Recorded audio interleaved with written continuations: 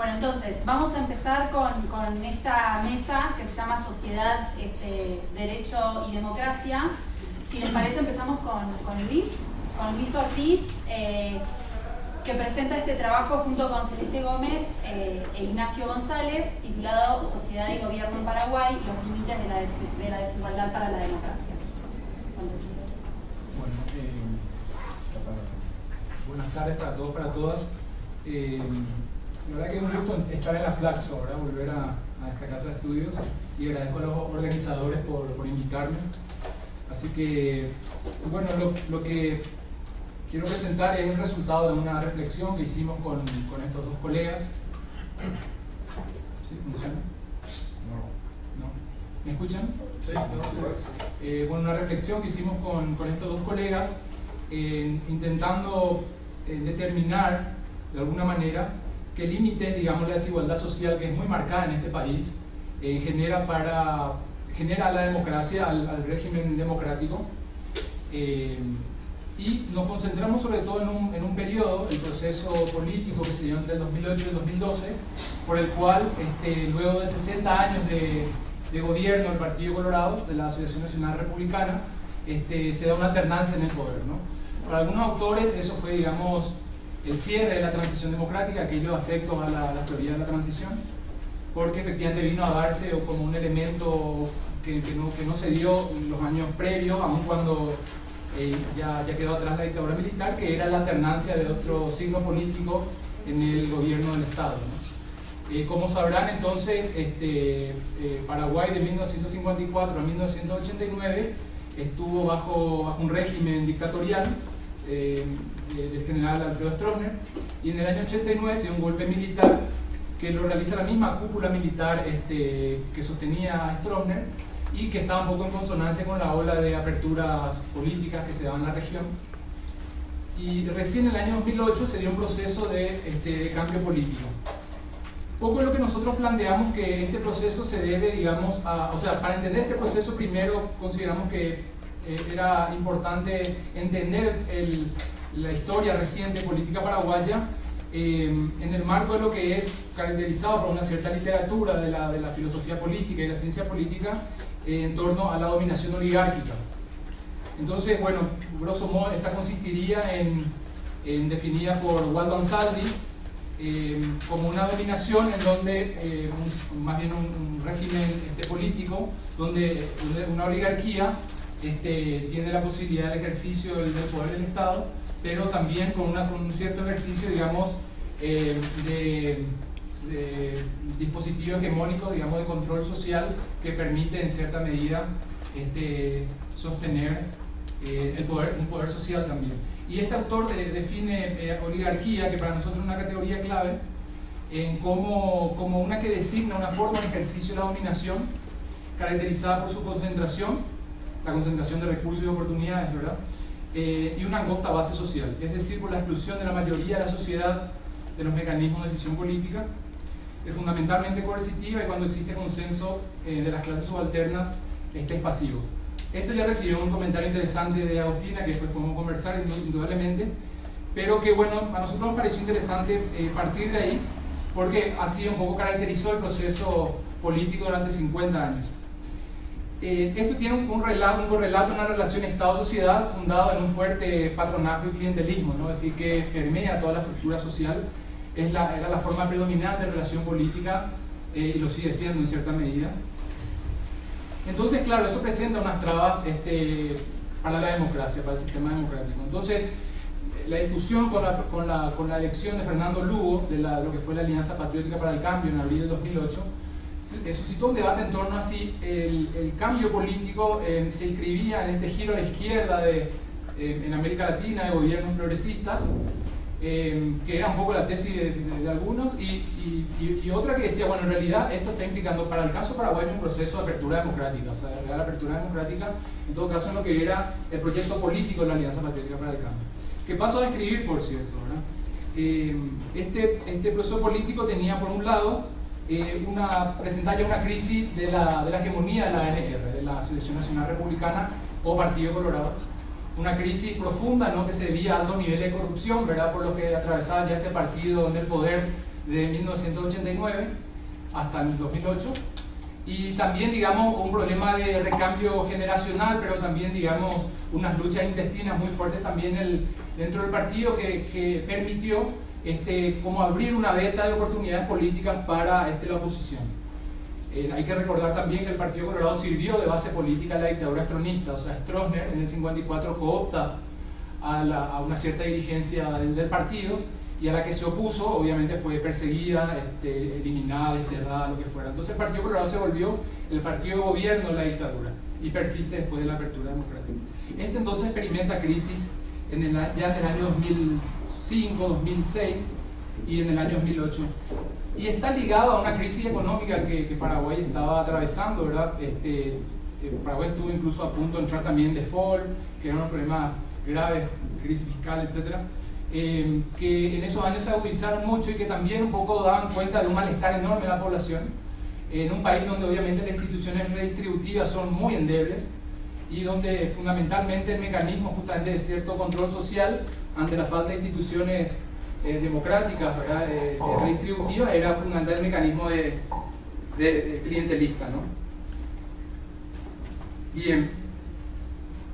Entonces se dio un desgaste y eso sirvió como una oportunidad política en el año 2008, que permitió, digamos, la elección de una coalición conformada, que era bastante heterogénea, una coalición, digamos, conformada por una parte, por otro partido de características oligárquicas, que es el Partido Liberal, que era, digamos, el histórico oponente al Partido Colorado.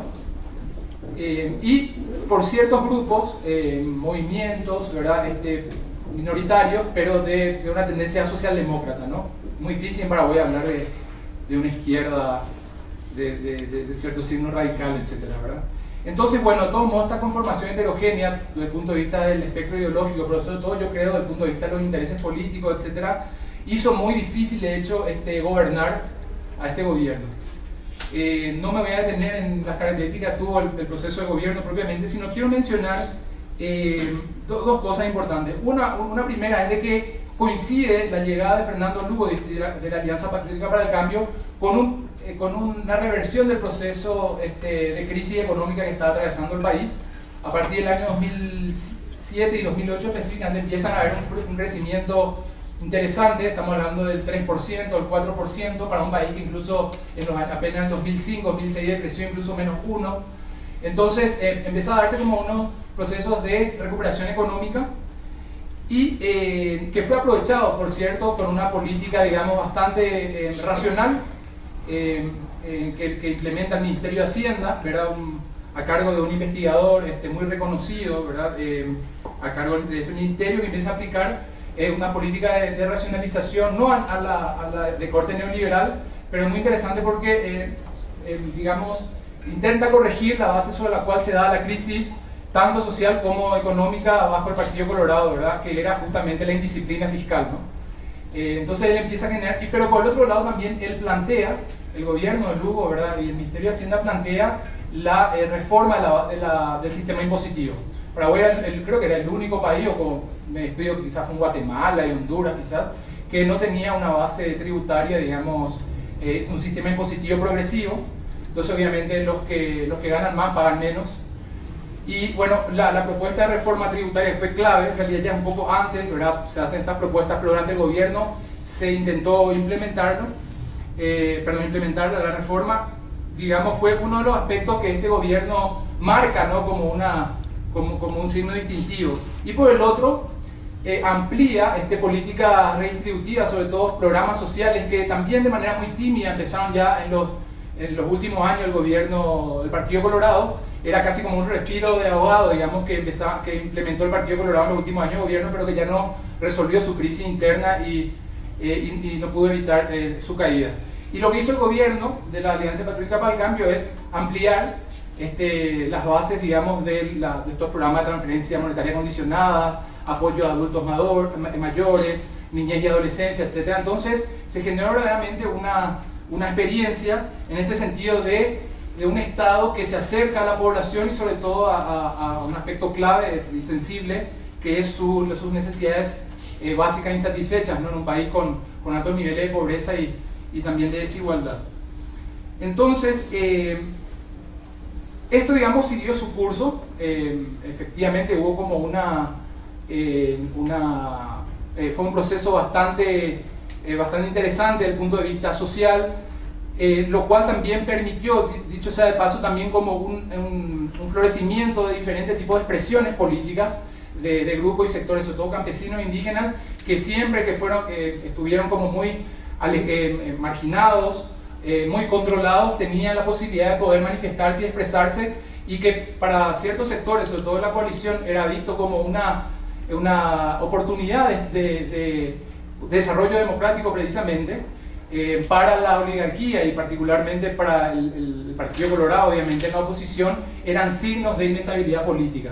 Entonces lo que se jugaba detrás de esto, que para el gobierno de Lugo intentaba suscitar, que era un mayor protagonismo, digamos, en la participación política de las clases favorecidas, y obviamente con estos programas sociales, con una reforma fiscal en proceso de implementación, se veía un peligro, la oligarquía leyó como un peligro la ampliación de la base social de la izquierda. O sea, esa es la lectura del Parlamento y de toda la oligarquía trincherada en el Parlamento.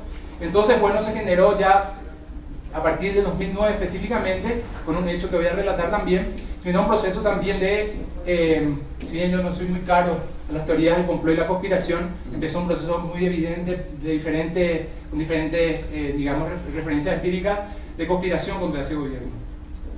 En el año 2009 se dio un fenómeno muy particular también que le sumó bastante credibilidad por parte de la población al gobierno de la Alianza Patriótica para el Cambio, específicamente el presidente Lugo, digámoslo con nombre y apellido, más allá que fue bastante problemático, una persona muy indecisa y qué sé yo, pero alguien que llevó adelante estos programas, sobre todo que eran emblemáticos.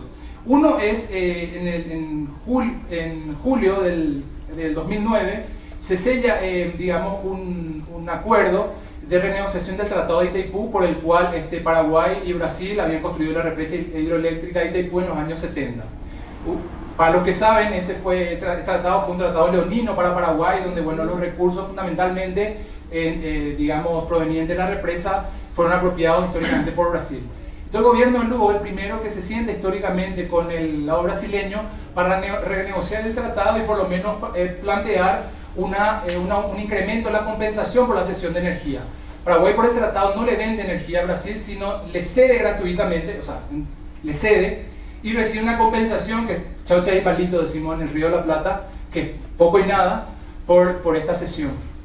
Entonces, lo que se renegoció en julio de 2009 fue justamente el monto de la compensación por cesión de energía, lo cual generó también ingresos que eran muy valiosos para el Estado, ¿no? Obviamente para el fisco, que también se previó que iba a generar unas oportunidades para el desarrollo, entre otros, de la ciencia y la tecnología, para la ampliación de los programas sociales, inversión social, vivienda, todo tipo de cosas. Bien, entonces, claro, y el otro aspecto es el enfoque que dio el gobierno de Lugo desde la campaña misma y luego, obviamente, durante el proceso de implementación, que es todos estos derechos, todos estos programas, ¿verdad? Y todo el desarrollo, digamos, más bien, digamos, la respuesta a esta reivindicación histórica que han tenido las clases favorecidas a través de estos programas se fueron implementando con la base de un enfoque de derechos. Es decir, se trabajó mucho, tanto discursivamente, mediáticamente, en otros niveles, de que la población recibía esto no porque digamos, iba a recibir como en compensación algún tipo más bien, que participaban en estos programas no para deberle lealtad política al gobierno, sino porque eran ciudadanos, es decir, podían participar en el sistema político como tales, y se insistió mucho en eso. Entonces, lo que planteamos nosotros con el trabajo es de que este conjunto de factores configuraron un poco la caída anticipada del gobierno de Lugo, apenas un año, digamos, la conclusión de su gobierno, que tenía un carácter simbólico importante. ¿Y cuál era esto? Y era de que digamos, como un proceso que lleve a las clases favorecidas, a los sectores históricamente marginados, a poder acceder a derechos en tanto ciudadanos y no en tanto clientes, digamos, y participando en igualdad, por lo menos en igualdad ante la ley, y no ya, digamos, con base en cambio de lealtades políticas, verdaderamente generó escozor enorme en la oligarquía paraguaya y organiza, y ahí sí que fue un golpe de clase, un golpe de estado de clase, porque organiza, digamos, un debilitamiento progresivo del gobierno y lo que fue el hecho propiamente de junio del año 2012, un golpe legislativo que también lo maneja cierta literatura para defenestrarlo, ¿no? Y esto tuvo dos implicancias, y voy terminando. Una, digamos, de que se pudo constatar cómo en Paraguay, digamos, cómo la oligarquía efectivamente defendió, por un lado, indudablemente su interés de clase, pero sobre todo, digamos, intentó cortar un proceso por el cual la atribución, digamos, de derechos pueda llevar a un proceso de democratización real del sistema político, por una parte, y por el otro, digamos, de que todo el conjunto de políticas que fueron implementadas, que fueron iniciadas por el gobierno de Lugo, era necesario desarrollarla, y de hecho la mantuvieron, pero no con el signo del enfoque de derechos. O sea, fíjense ustedes, por ejemplo, las transferencias monetarias condicionadas que se ampliaron del gobierno de Lugo se mantuvieron y están ahí implementándose. También las políticas respecto a adultos mayores, niñez y otras, y también las que resultaron del aumento por la cesión de compensación por cesión de energía, solo que cortaban con el discurso del enfoque de derechos, porque efectivamente implicaba esto como un problema político para el gobierno. Entonces, lo que planteamos para el debate es los desafíos que genera efectivamente para la democracia la desigualdad muy marcada, y procesos políticos que intentan, como este caso, que fue bastante igual, repito, signado por la heterogeneidad, con muchos problemas, igualmente la posibilidad de un proceso de democratización real, que era, creo yo, ¿verdad?, lo que nosotros tenemos en el artículo, lo que está verdaderamente en juego en ese periodo, ¿verdad? Bueno, muchas gracias.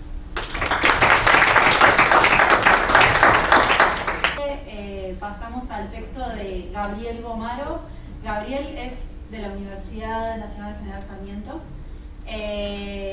y la ponencia que va a presentar se titula Derecho a tener derechos, derecho a ejercer derechos, dilemas y tensiones para pensar la relación entre Estado y derechos en la Argentina reciente.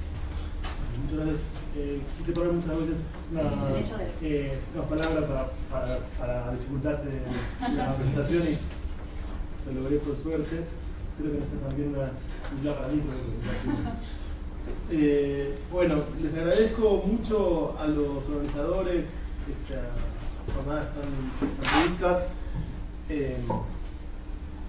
por habernos invitado, a Daniel especialmente, que ha sido realmente sobremanera amable y atento para que podamos estar acá.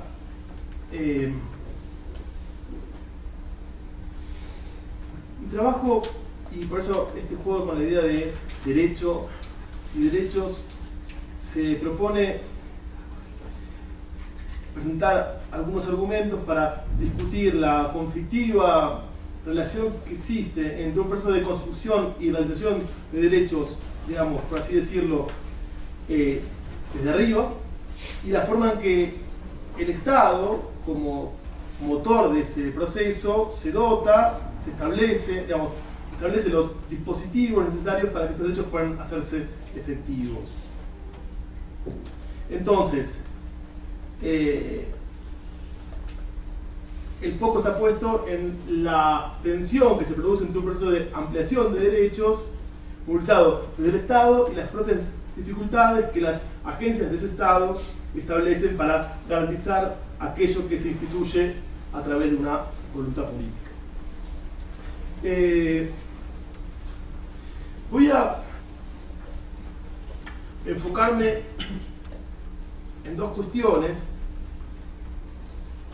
La primera tiene que ver con lo que se llaman las capacidades del Estado, en qué medida un Estado está en condiciones de, en la práctica, garantizar aquellos derechos que enuncia, y en vinculación con esto, pensar el tema de las instituciones, de los dispositivos estatales para constituir esta política de derechos, y en segundo lugar, sobre la cuestión de la perdurabilidad de las políticas digamos, de derechos, no solamente en relación a las agencias del Estado, que las pueden realizar en la práctica, sino también a los consensos durables que permiten que estas políticas trasciendan una relación coyuntural de fuerza, o sea, la pregunta por la hegemonía, por la construcción de consensos en el vínculo entre el Estado y la sociedad civil. Hay algunas cuestiones que quiero puntualizar antes de entrar de lleno en estas dos cuestiones.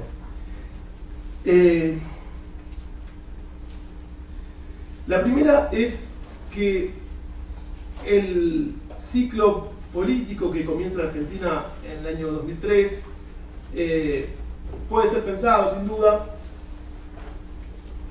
como un ciclo de ampliación de derecho que combina de forma novedosa, en cierto sentido, elementos de la tradición liberal, de defensa de derechos civiles, políticos, etcétera, por un lado, y una tradición que lo puede llamar republicana popular, por otro lado, que piensa estos derechos a través de la incorporación de los ciudadanos a un Estado, a una cosa pública. Esta combinación, en cierta medida, va a contrapelo del modo en que la cuestión de los derechos apareció en los inicios de la transición democrática tematizado y constituido en Argentina más bien como derechos contra el Estado o demandados contra el Estado y en defensa de los ciudadanos o para proteger a esos ciudadanos de posibles abusos de ese Estado. Entonces, la aparición de lo que uno puede llamar un proceso de ampliación de derechos motorizados desde el Estado nos coloca frente a el desafío de pensar en nuevos términos la cuestión de los derechos por un lado, pero también de pensar muy seriamente en qué medida el propio Estado, digamos, articula una política efectiva de derechos. Uno puede decir que hay en el lenguaje del movimiento político, digamos, kirchnerista, como ha sido llamado el movimiento que dominó la escena política argentina y que gobernó y gobierna aún el país desde el año 2003, aparece un proceso que uno puede llamar de democratización, en este sentido, vinculado con un lenguaje a la vez anticorporativista y democratista, pero siempre desde arriba, digamos, ¿no? Entonces tiene algún parentesco con el discurso alfonsinista de los años 80 por un lado, pero incorporando una dimensión, digamos, nacional popular más pronunciada. Ese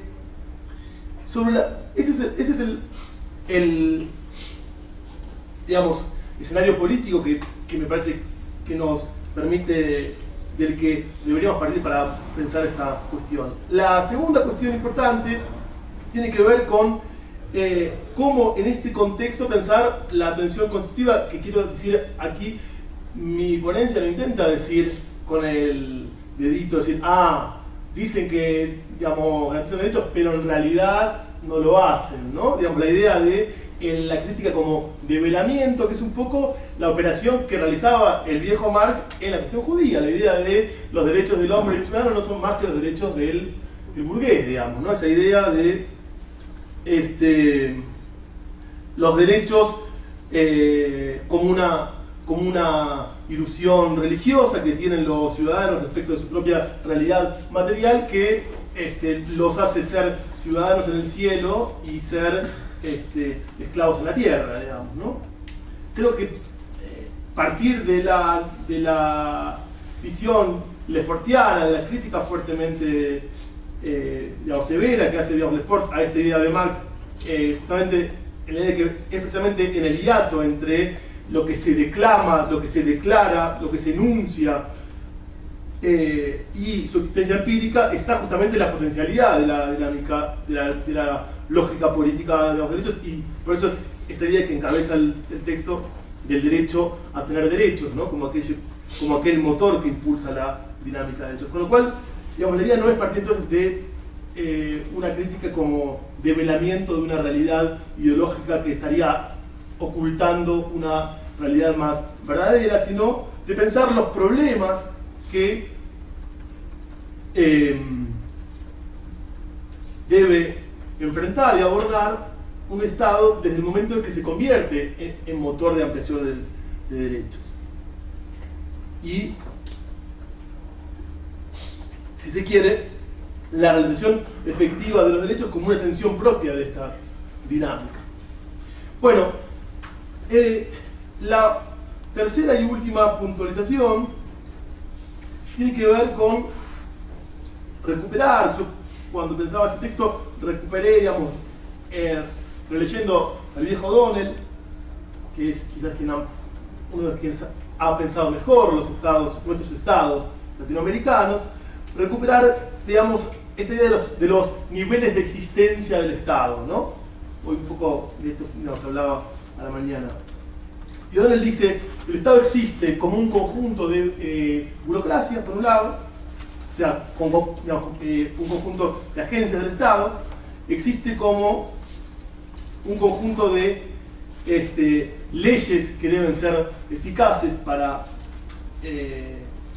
aplicarse a un territorio, y existe una dimensión que es la de la legitimidad, digamos, la idea de que la acción del Estado es una acción que en cierta medida está orientada por una concepción del bien común. Por supuesto que esta, digamos, concepción es ideológica, hegemónica, histórica, contingente y etcétera, pero no deja de ser la creencia en esa concepción lo que sostiene la legitimidad de la acción del Estado. Entonces, me parece que hay que tener en cuenta estos tres niveles a la hora de pensar esta cuestión de la tensión entre los derechos y su realización. Voy a pasar entonces a, digamos, tratar estos dos tipos de cuestiones, el de las capacidades del Estado y el de la construcción de consensos para las políticas de derechos. La primera cuestión, como decía antes, tiene que ver con el hecho en que un Estado que se propone como motor de ampliación de derechos, que se propone como motor de un proceso de democratización, es capaz de, digamos, propiciar y establecer las condiciones de su realización empírica, histórica y efectiva. Y acá uno puede decir que hay dos dimensiones que también aparecen en los textos de O'Donnell de principios de los años 90. Uno es la cuestión de cómo el Estado es capaz o se dota de las capacidades de ser democrático en todos los territorios que controla. O sea, es, por así decirlo, homogéneamente democrático. Y en segundo lugar, cómo es capaz, a través de sus burocracias públicas, de garantizar los derechos que enuncia. Sobre el primer punto, hay una cuestión que me parece que es fundamental, que ya estaba presente en este texto que cito de O'Donnell del año 93, que es la idea de que en nuestras democracias que llamaba emergentes, hay una especie de eficacia de la ley y de las garantías del Estado que se desvanecen, y él decía, a medida que uno se aleja de los centros urbanos.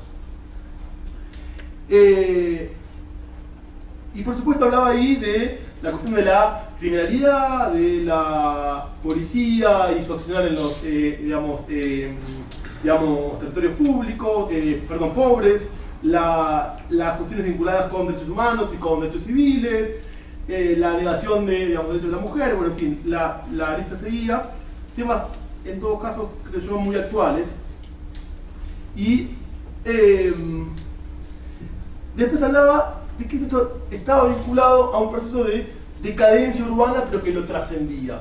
A mí, me parece que es interesante cómo ha sido leído esta preocupación de O'Donnell, que fue muy fundante de las agendas de investigación de la ciencia política, cómo fue leído en general por la ciencia política, que se preocupó más que nada por esta primera parte, que era, a medida que uno se aleja de los centros urbanos, la idea de los enclaves autoritarios, ¿no? La idea de los autoritarismos subnacionales. Entonces, la gran preocupación fue cómo la desigual implantación de los regímenes democráticos estaba más bien ligado a una desigualdad de tipo geográfica, ¿sí? Es decir, tenemos, por un lado, ciudades o regiones en los países, y más en los países complejos y federales como Argentina y como México, por supuesto, y otros más, digamos, regiones, digamos, territorios sumamente democráticos, donde los estados, digamos, donde el Estado está presente y garantiza los derechos, y regiones en las que estos derechos no están garantizados.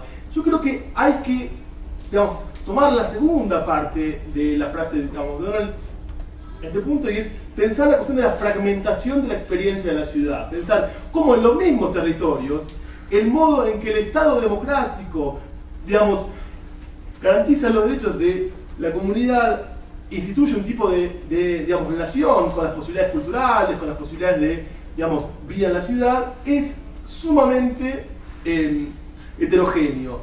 Y acá, sin duda, la cuestión de las policías es una de las cuestiones fundamentales. En el caso argentino lo es sin duda, y en especial vinculado con los sectores populares. La segunda cuestión que yo decía es en qué medida el Estado se dota de las agencias para garantizar los derechos que enuncia. Entonces yo digo, hay una cuestión que es, cuando él dice, los Estados entran en crisis sobre el suelo de democracias endebles. Entonces, uno puede pensar que la recuperación de las capacidades del Estado en los últimos años se da como parte de la herencia de estos procesos complejos. Yo diría, en realidad, me parece que es esto un tema de debate, pero sin duda el kirchnerismo, digamos, en Argentina, a diferencia del primer peronismo, no construye las capacidades estatales acordes con el proceso de ampliación de derechos que se propone llevar adelante. Y hay aquí un tema fundamental que, por ejemplo, yo pensaba, así como tomé la policía para pensar el primer tipo de problemas vinculados con el Estado, uno puede pensar el transporte como un gran problema vinculado con cómo el mismo Estado que garantiza derechos de salud, de educación, de trabajo, que mejora las condiciones de vida de amplios sectores de digamos, la población, obliga a esos mismos sectores a sufrir grandes privaciones en su uso cotidiano de la ciudad, en sus desplazamientos cotidianos, en su relación con la vida pública desde este punto de vista. Entonces, digo, la tensión en este punto es acuciante cuando uno ve los estallidos violentos que aparecen y desaparecen de la agenda pública. Debería pensar en estas cuestiones fuertemente. Digamos, la cuestión de la calidad y la igualdad en el acceso a los servicios y a los bienes públicos, así como el modo en que se conducen las agencias de Estado vinculadas con la vida cotidiana, digamos, de las personas, digo, está en el centro de lo que uno puede pensar como las preocupaciones de un proceso que se instituye como democratizador, como ampliador de derechos, y que encuentra serios límites en estas fronteras internas que son jerarquizantes, que son clasificatorias, que son móviles y que tienden a fragmentar a la comunidad sobre la que se aplica. El segundo tipo de problemas para el que ya, digamos, debo tener... Cero es un número que no existe, ustedes saben que cero no existe, así que voy a decir, tengo por lo menos un segundo. No, ya estoy terminando de verdad. Digamos, sobre el segundo tipo de problemas voy a decir solamente dos cosas para ser breve, que tienen que ver con en qué medida el proceso político argentino, que hemos descrito muy rápidamente recién, se relaciona con la forma de construcción de consensos y, en especial, en la forma de interacción entre el Estado y sectores de la sociedad civil. Yo digo, hay un tipo de procesos que se dieron que tienen que ver con que, digamos, el Estado que toma demandas, digamos, que provienen de la sociedad civil y que las remarca en este linaje de ampliación de derechos, en este linaje democratizador, y constituye, digamos, como parte de su política de ampliación de derechos. Son, si quieren, las formas más virtuosas en que se dio este proceso.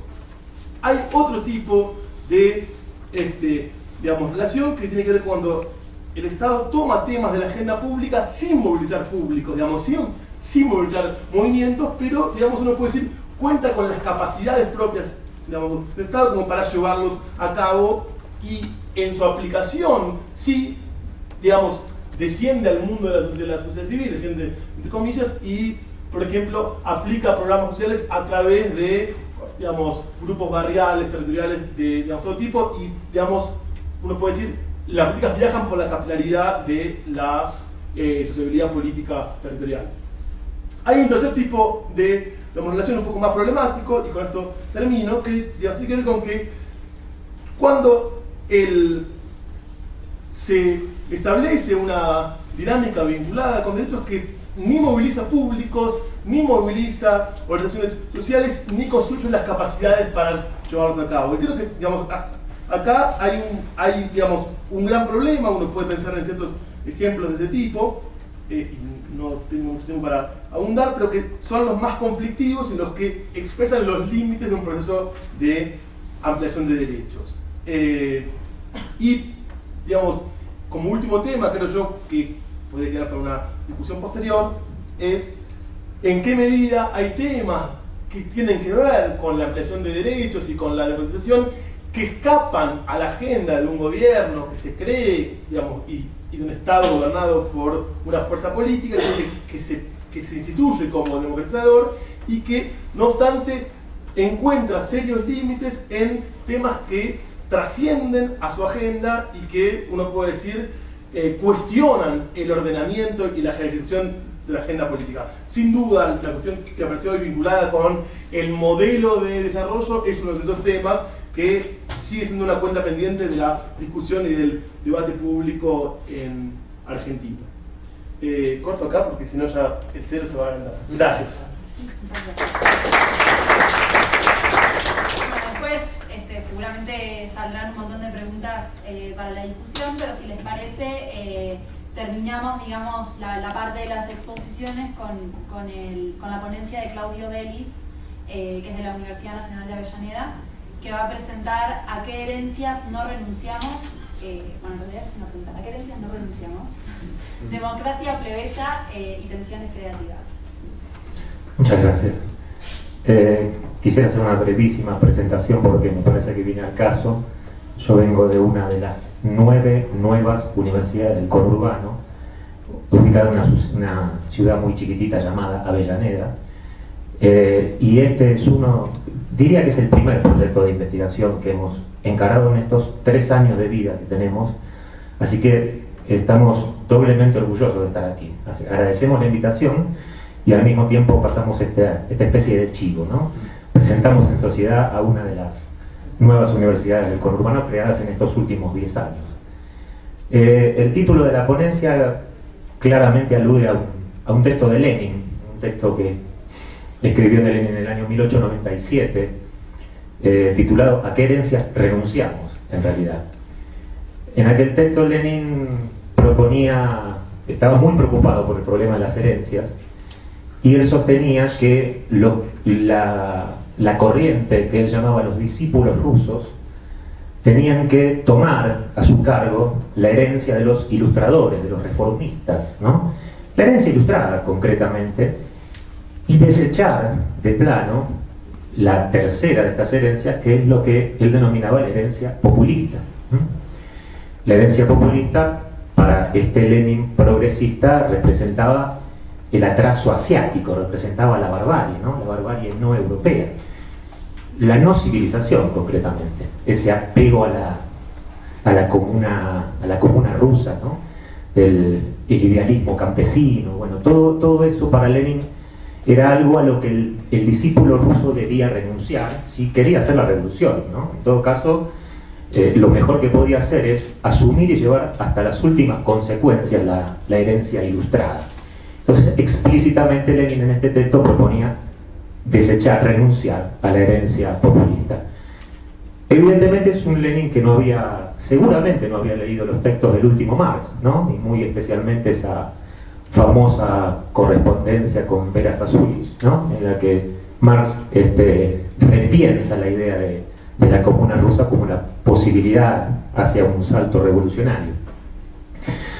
De todas maneras, Lenin es una excusa que nos va a acercar a un texto bastante más próximo a nosotros, que es un texto de Jacques Derrida, llamado Espectros de Marx, ¿no? Donde el problema de las herencias nuevamente está a la orden del día. Digamos, podríamos decir que ese texto está atravesado por la lógica de las herencias.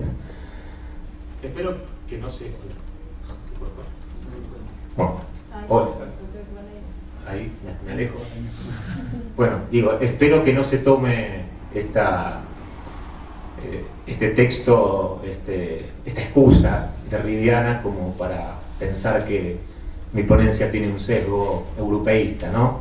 Al menos no es esa la intención. Simplemente me parece que es un texto que nos va a servir como excusa, o al menos que a mí me ha servido como excusa para pensar la realidad argentina y latinoamericana.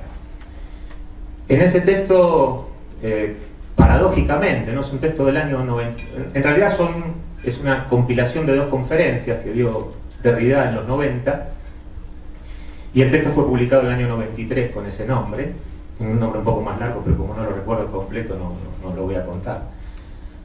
Derrida realiza, a mi entender, la crítica más drástica, más demoledora de las democracias liberales en ese texto, justamente en un texto contracorriente, ¿no? Pensemos en los años 90, plena era fukuyamista, ¿no? Donde el marxismo en Europa era poco menos que mala palabra. Los movimientos marxistas estaban en extinción, perdón.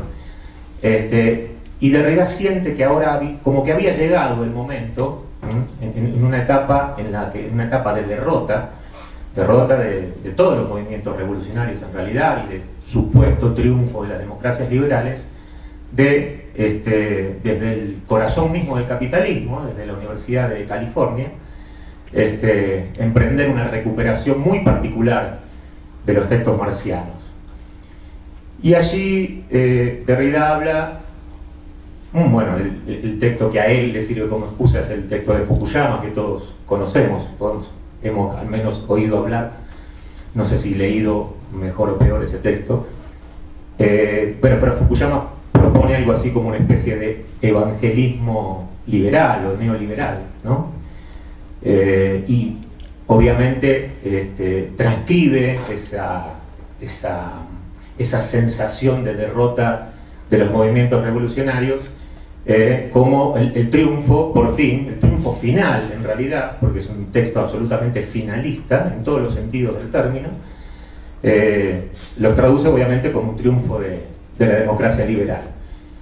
Lo que dice Derrida, inaugurando de algún modo la idea de relato, es que justamente Fukuyama construye un evangelio liberal en medio de las ruinas de la civilización europea, ¿no? Entonces plantea este hiato muy, digamos, al menos que él hace visible, no sé si era muy visible, pero que él sí visibiliza, entre una ruina civilizatoria, que es a lo que nos había llevado el capitalismo hacia los años 90, y esa especie de evangelio, ¿por qué no? Relato, él no lo llama relato, pero me voy a tomar el atrevimiento yo sí de llamarlo de ese modo, y plantea esa distancia, ese hiato enorme, ¿no? Entre evangelio y catastrofismo conflictual, ¿no? Porque hablar de realidad también no deja de ser una construcción discursiva, ¿no? Y entonces él plantea diversos modos de leer ese hiato, ¿no? Y muy especialmente critica dos modos de leerlo muy particulares. Uno que él lo llama la lógica idealista y el otro la lógica nihilista. ¿En qué consistiría la lógica idealista? El modo de intentar resolver ese hiato. En la construcción justamente de un evangelio, de un modelo ideal, de una idea regulatoria, a partir de la cual se mide la realidad, o el dato duro del conflicto. Y por el otro, o bien por el otro lado, esa sería una de las lecturas, y la otra lectura, que supondría una lógica nihilista, implicaría directamente un éxodo, ¿no?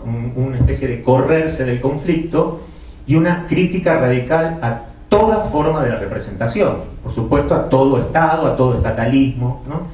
Una lógica parecida a la que proponen, por ejemplo, autores como Toni Negri, ¿no? Que proponen esta idea de éxodo, de desobediencia, ¿no? Una especie de corrimiento más allá del conflicto. Una lógica que además es una lógica absolutamente crítica de cualquier forma de dialéctica, ¿no? De la dialéctica con el artículo definido. Y Derrida dice, obviamente cualquiera de estas lógicas también apelan a cierto espíritu del marxismo, solo que en sí mismas, cada una en su aislamiento, en realidad, contribuyen a una despolitización radical. O sea, tanto la construcción de un modelo ideal a partir del cual yo mido como matriz lo que efectivamente ocurre, como la lógica de la huida del conflicto, la lógica del éxodo, son dos lógicas despolitizadoras. Y él propone una especie de conjunción, claramente, entre estas lógicas. Propone, obviamente, la idea de una crítica radical, pero una crítica radical que jamás renuncie a lo que él llama la esperanza mesiánica, la esperanza de la promesa, la promesa emancipatoria. Una emancipación que en realidad no es un lugar de llegada, no es un punto de llegada, no es un lugar hacia donde nos iba a llevar el progreso, ¿no? Sino, por el contrario, algo que efectivamente iba a estar corroyendo inmediatamente la lógica institucional, ¿no? El paraíso tiene un nombre, lo llama democracia por venir, ¿no? La democracia por venir justamente no es un punto de llegada, no es ese futuro que nos prometen las teorías del progreso, sino una instancia que está actuando en el aquí y ahora, ¿no? Y está ya operando sobre la realidad pura y dura de las instituciones representativas. Digo esto porque en Argentina, pero me parece que esta lógica la podemos hacer extensiva, ¿no? Al resto de ciertos países de América Latina, está ocurriendo de algún modo todas estas críticas deliberadas a estos modelos que, bueno, después veremos si los llamamos neodesarrollistas, ¿no? Me quedé pensando en la utilización del prefijo, entonces no sé si... En Argentina llamémoslo directamente kirchneristas para evitar los problemas con los prefijos, ¿no? Y en Venezuela hablemos del chavismo y así, ¿no? Y me parece que de esa manera podemos evitar el tener que recaer nuevamente en la reflexión sobre lo conceptual, ¿no? Pero en Argentina se dan estas dos lógicas, claramente, una representada por esa izquierda tradicional, ¿no? Una izquierda trotskista, llamémosla, una izquierda que vive como si el siglo XX no hubiese ocurrido, como si no hubiese tenido lugar el siglo XX, y continúa celebrando el haber tenido razón contra el estalinismo, ¿no? Como si con eso alcanzara, y como si todos los que de algún otro modo nos decimos de izquierda, no estamos salpicados por la experiencia soviética y por los socialismos reales y por ese tipo de construcción. Digo, esta lógica, por eso yo lo he llamado eso un leninismo idealista, ¿no? Porque es un leninismo justamente que primero construye el evangelio socialista y mide efectivamente el barro de la historia a partir de ese modelo, con lo cual siempre el barro de la historia va a estar a una distancia sideral de ese modelo construido como evangélico. Por el otro lado hay una lógica nihilista que yo aquí he denominado, pero por una cuestión de comodidad, le he denominado autonomismo, ¿no? Un autonomismo que, no sé si decir emergió, pero tuvo su momento de apogeo después de los episodios de 2001, ¿no? En 2001, bueno, no voy a abundar sobre temas que más o menos todos conocemos, pero parecía que había llegado la hora de la sociedad civil, de los movimientos sociales, ¿no? Y que toda forma representativa estaba claramente cuestionada, toda forma estatalista se había convertido en el blanco predilecto.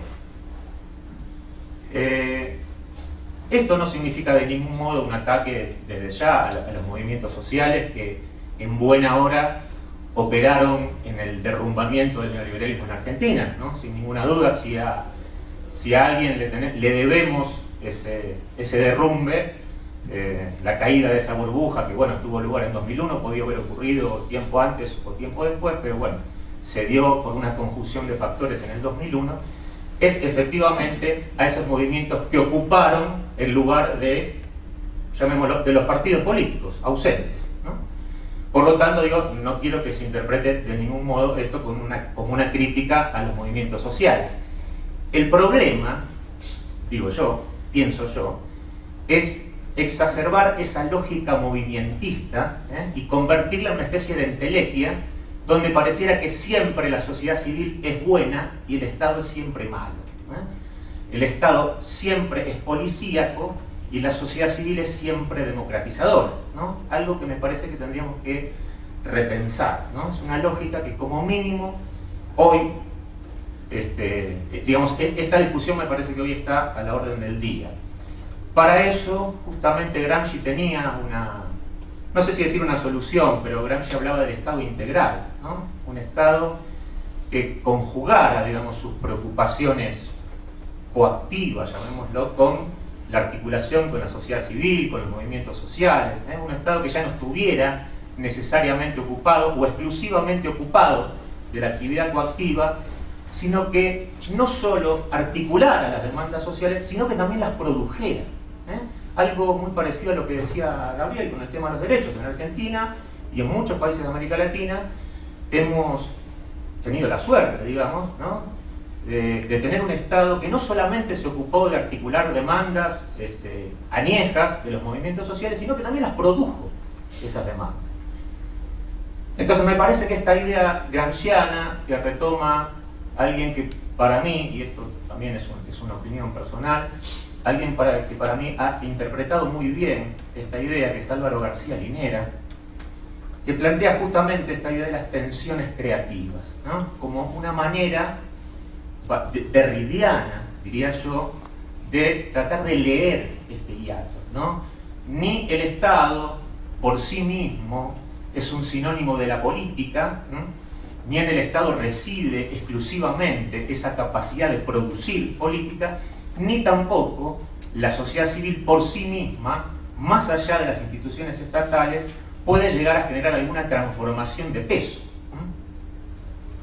Entonces decía, en Argentina se han conjugado estas lógicas, repito, una lógica de la izquierda leninista o del leninismo idealista, y otra lógica autonomista que en realidad ha tenido, por decirlo así, su momento de apogeo en el 2001, y que lamentablemente sus lecturas hoy en día continúan poniendo al Estado como blanco, ¿no? O sea, ya que su combate no es un combate puramente anticorporativo, sino un combate antiestatalista. Entonces recuperaba esta idea de Estado integral de Gramsci, esta idea de tensiones creativas de Álvaro García Linera. Linera, me detengo muy brevemente, tengo 2 minutos.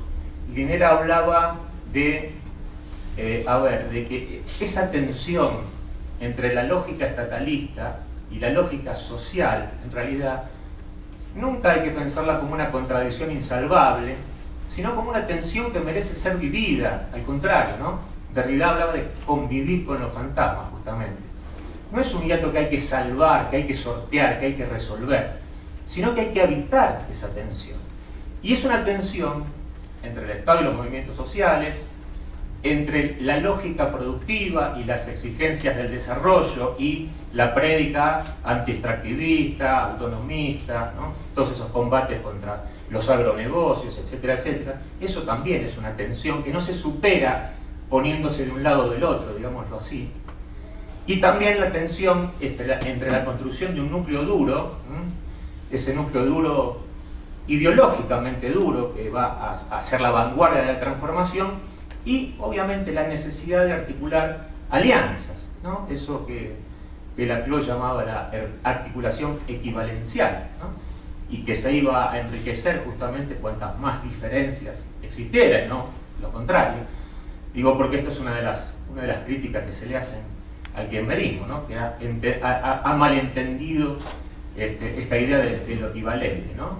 No como una multiplicación de las diferencias, sino como la reducción de las diferencias a la lógica amigo-enemigo.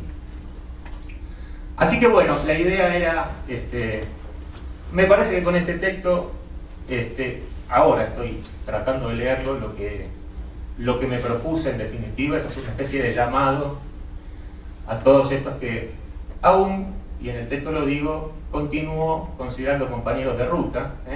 Simplemente me parece que, o por el lado de ese idealismo a rajatabla, de ese idealismo rayano, de ese idealismo que siempre va a juzgar el barro de la historia desde ese lugar inmaculado, y al mismo tiempo a los compañeros que he decidido llamar autonomistas, repito, por una comodidad nada más, me parece que este texto es un llamado de algún modo a la construcción de una comunidad política que se piense justamente como una comunidad absolutamente contradictoria, ambigua, tensionada y contaminada. Muchas gracias.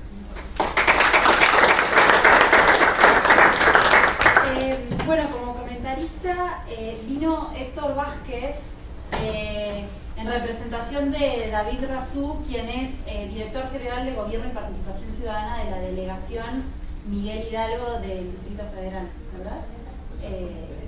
Entonces, bueno, Héctor Vázquez, vos viniste en representación de la delegación. Exactamente. Bueno, escuchamos, 15 minutos. No creo tratarme tanto. Ah. ¿Me prestan un micrófono, por favor?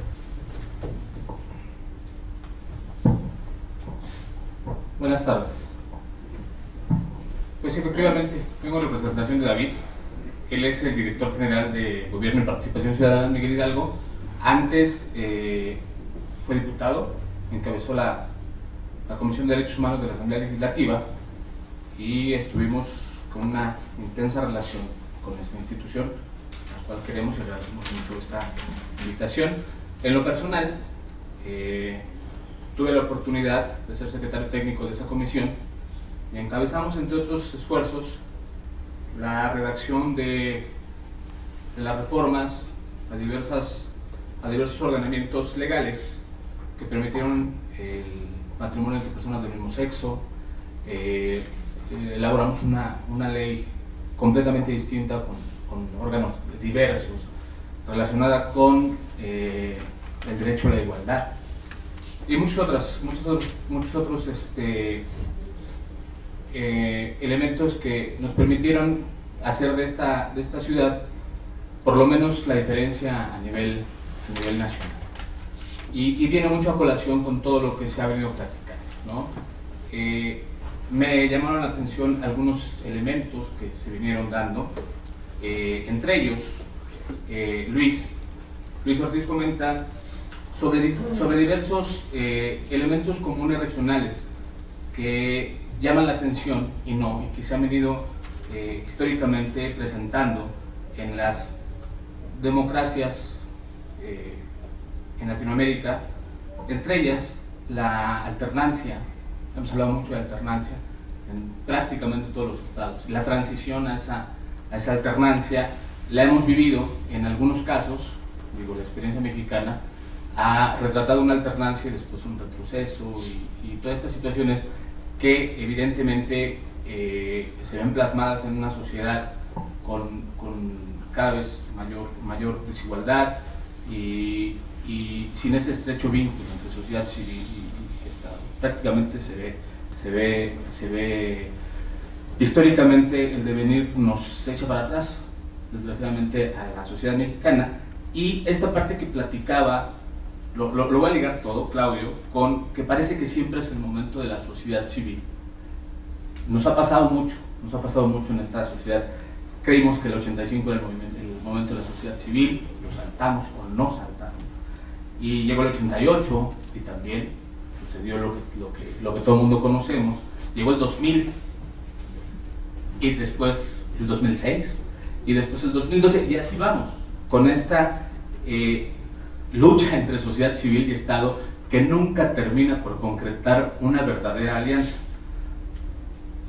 Voy a comentar una situación que tuvimos aquí y que Daniel conoce perfectamente, en donde participamos sociedad civil, todos los órganos del Estado, bla, bla, bla, bla, bla, que fue un programa que se hizo en la Ciudad de México, el Programa de Derechos Humanos de la Ciudad de México, en donde en mesas casi que de este tamaño nos sentábamos primero para crearlo, después para echarlo a andar. Incluso se hizo una ley del programa de derechos humanos.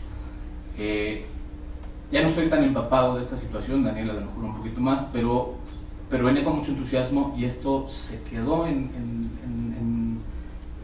o por lo menos no lo he visto reflejado en mi órgano de aplicación, que ya sería un gobierno municipal o delegacional en el caso de nosotros, ¿no? Ya no lo veo ahí, ya no lo palpo, ya no lo siento, se quedó en blanco y negro.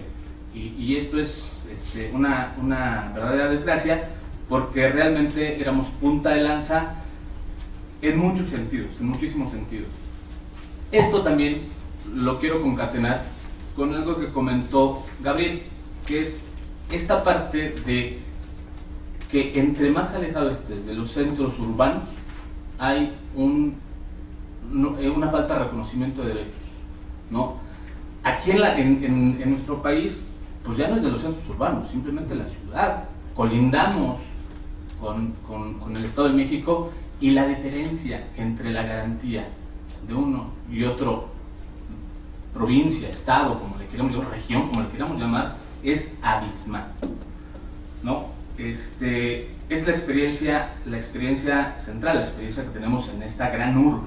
Ahora imagínense, si me imagino, y lo vivimos en todo momento, en estados que, lejos de ir progresando en la garantía de derechos, en el derecho a tener derecho, en el derecho a ejercer el derecho, lejos de ir progresando, ha venido un retroceso importante a partir de estos, vamos a entrecomillarlos, triunfos que ha tenido la Ciudad de México en cuanto al reconocimiento de derechos. Ayer festejamos un aniversario más del reconocimiento al derecho a la libertad de hacer con nuestro cuerpo prácticamente lo que querramos, con la interrupción legal del embarazo,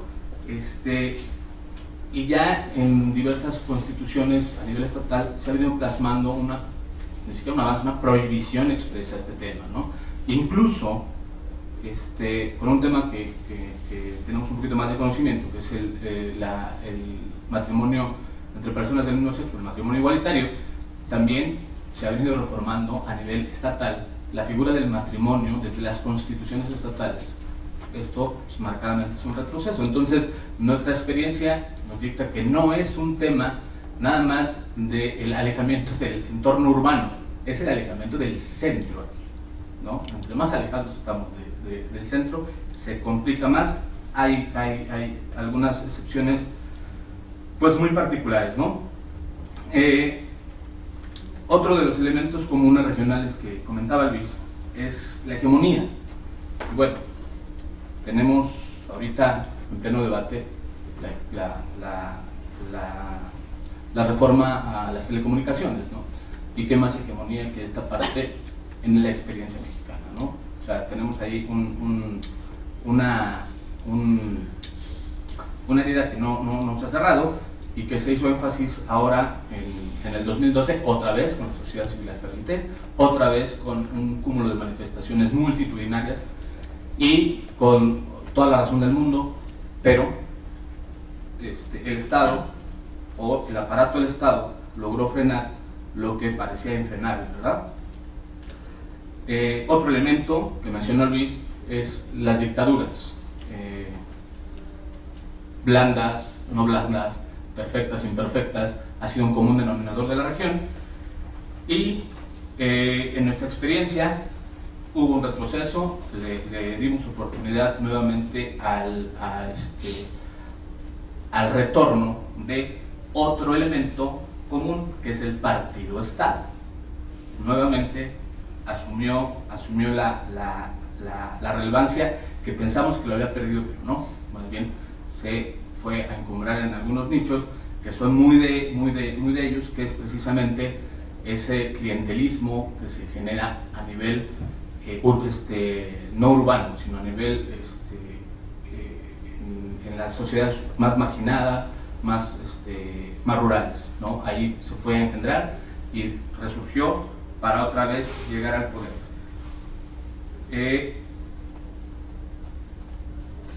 Esta parte de sociedad civil, Estado, me parece sumamente relevante. ¿A qué me refiero? Con lo que dijo Claudio. Claudio manifestó, ni en el Estado se genera toda la política, ni la sociedad civil per se puede generar un cambio trascendental. Esto me parece sumamente importante y ahí es donde creo que tenemos que trabajar.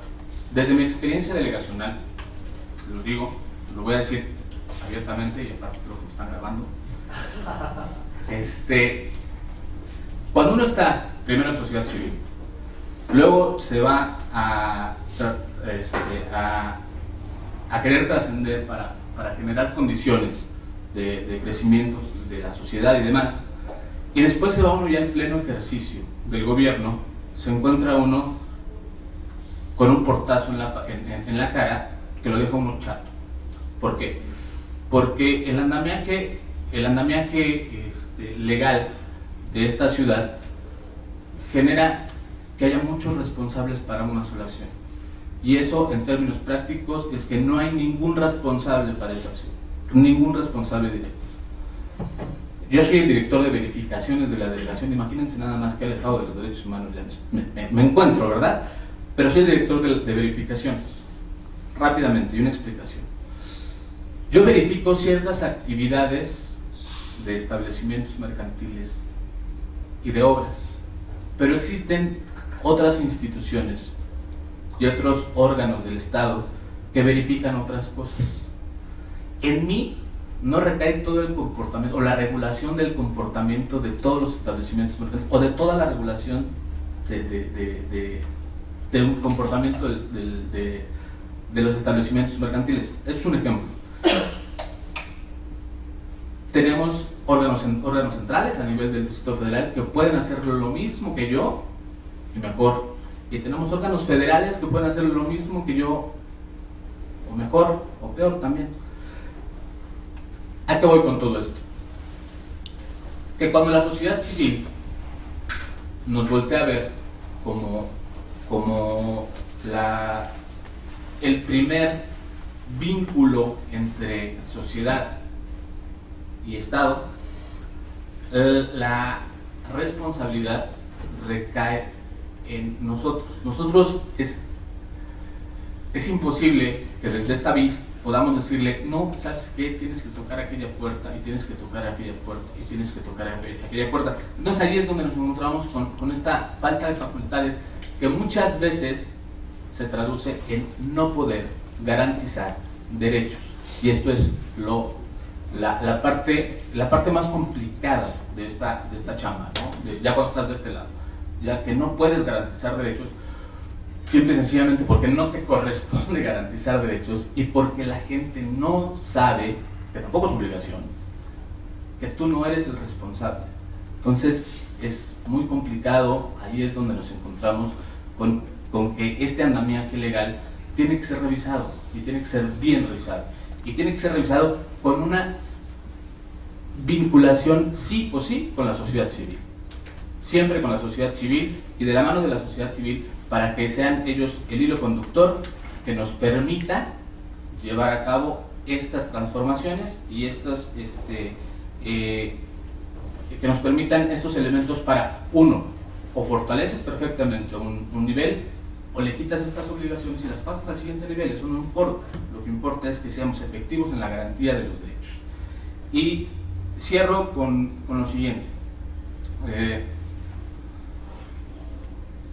Todo esto que ha sido de manera excelentemente explicado nos lleva a la conclusión, o por lo menos a mí, de todo lo que nos hace falta, todos los caminos que nos hace falta avanzar.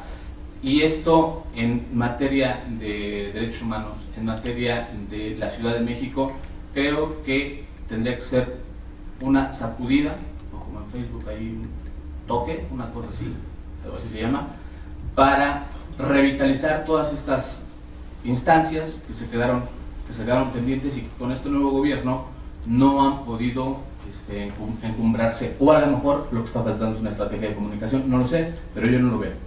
Muchísimas gracias por la invitación.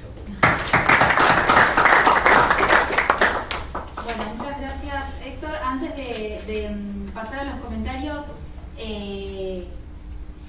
bueno, esta fue la primera mesa del seminario, vamos a tener varias más, donde digamos, quisimos invitar a comentaristas por fuera de la academia, digamos, en este caso representantes del gobierno, también van a haber representantes de algunos movimientos sociales, y nos parecía digamos, interesante, sobre todo en este tipo de mesas, relacionadas con derecho, democracia, implementación de derechos, implementación de leyes, etc., invitar bueno, a David y a Héctor para que nos contaran digamos, cómo veían el análisis que estamos haciendo desde la academia. Si les parece, abrimos el espacio a comentarios, preguntas. Dani. Me voy arreglando. Sí, o para que de plano nos dijeran, no, chavos, lo que ustedes están discutiendo a mí no tiene nada que ver con la vida real, ¿no? También había esa posibilidad de está bueno, para su autorreproducción, pero nosotros andamos en otra cosa, ¿no? Sí. Hay como varias cosas, me parece, que nos unen en cuanto a, bueno, nos unen y me siento también unido en cuanto a que son transversales a las tres ponencias, y que afortunadamente son cosas en las que yo también ando pensando en un seminario sobre, es un seminario de análisis multidisciplinario de los derechos humanos. Y la primera que creo yo es relevante, que está en las tres ponencias, de forma muy clara en la de Gabriel, pero las otras dos también están, es la de la agenda de derechos tiene sentido, ¿no? Frente a esta disputa de si quiero o no se quiero meternos de qué posición tomamos en la confrontación sobre la cuestión judía, además, esa visión, porque no es la única que tiene Marx en realidad de los derechos, pero esa en realidad tiene distintas según el texto que uno le pega una mirada, y Claude Lefort, ¿no? Entonces, ¿a quién atendemos? ¿Un poco más a Lefort o a Marx? Yo creo también que atender más a Lefort, ¿no? Entonces, creo que también que la agenda de derechos tiene sentido. Con esa lógica, el último libro que estuvimos trabajando es uno justamente sobre violencia y derechos humanos, más bien sobre la capacidad de transformación política de los derechos humanos. Y me acuerdo que en ese seminario, que éramos también como 15 profesores investigadores, se dividió en dos la discusión entre los pesimistas y los muy pesimistas. Y de forma muy interesante, claro, los pesimistas eran quienes tenían una carga más marxista, pero justamente más cercana a Lefort. Los muy pesimistas eran más posmos. Y algo que yo espero que volvamos aquí en algún momento es porque la agenda de derechos en realidad no tiene sentido recuperarla hacia hacer biopolítica. Entonces no sé si por aquí alguno, Jorge, se anime a explicarnos por qué no, por qué la agenda de derechos hoy no tendría tanto sentido y por qué el Estado siempre es policía, ¿no? Y por qué entonces no hay que entrar a la agenda de derechos. La otra cosa que también me gustó, me llamó la atención, es que nosotros también tenemos un proyecto en Flaxon, en el seminario sobre democracia y derechos humanos, donde lo que nos estamos preguntando es cuáles son las variables que permiten efectivamente que haya ejercicio de derechos, que es un poco lo que tú te estás preguntando. Es decir, puede haber un gobierno que se anime a impulsar una agenda de derechos, pero eso no quiere decir necesariamente que esa agenda de derechos se convierta en ejercicio de derechos. Y efectivamente en el medio hay un montón de intermediaciones.